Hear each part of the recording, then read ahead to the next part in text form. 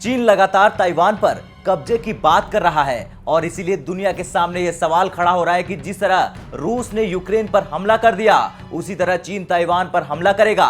लेकिन इस बीच रूस की ओर से चीन के लिए झूम उठने वाली खबर सामने आई है। हालांकि सवाल यह भी है कि क्या रूस ने ताइवान को लेकर कुछ कहा है और चीन क्यों झूम रहा है। रूस के ऐलान के बाद इन तमाम सवालों के जवाब हम आपको इस वीडियो में देंगे। नमस्कार, जय हिंद, वंदे मातरम। भारत तक देख रहे हैं आप, मैं हूं आयुष।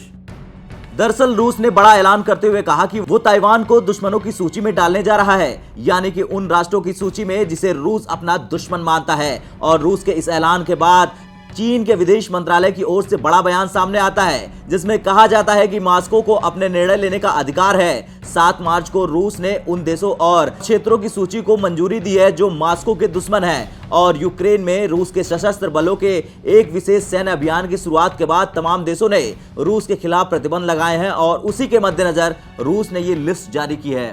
चलिए अब जानते हैं वो कौन कौन से देश हैं जिसे रूस ने इस लिस्ट में डाल दिया और क्या इसमें पाकिस्तान का भी नाम शामिल है। UK, Canada, Montenegro, Switzerland, Albania, Andorra, Iceland, लिechtenstein, मोनाको, नॉर्वे, सैन मैरिनो, उत्तरी मैसेडोनिया, जापान, दक्षिण Korea, Australia, Micronesia, New Zealand, Singapore, America और ताइवान शामिल थे।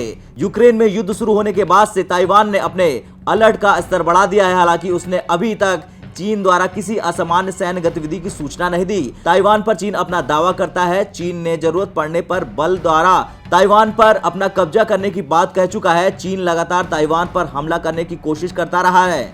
चीन के लड़ाकू विमान अक्सर ताइवान की सीमा में घुसपैठ करते रहते हैं। रूस के यूक्रेन पर हमला करते ही चीन के 9 लड़ाकू विमानों ने ताइवान में फिर घुसपैठ की।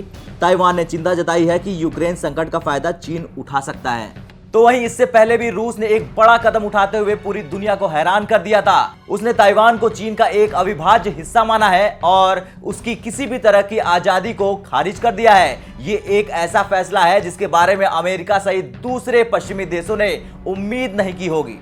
ताइवान को चीन का हिस्सा मानने के रूस के इस कदम की जानकारी हाल ही में रूस की ओर से दी गई थी। रूस की ओर से बयान में कहा गया था कि रूसी पक्ष ने एक चीन सिद्धांत के लिए अपना समर्थन देने की पुष्टि की है। ताइवान चीन का एक अविभाज्य हिस्सा है और किसी भी तरह से वो ताइवान की स्वतंत्रता का विरोध करता है।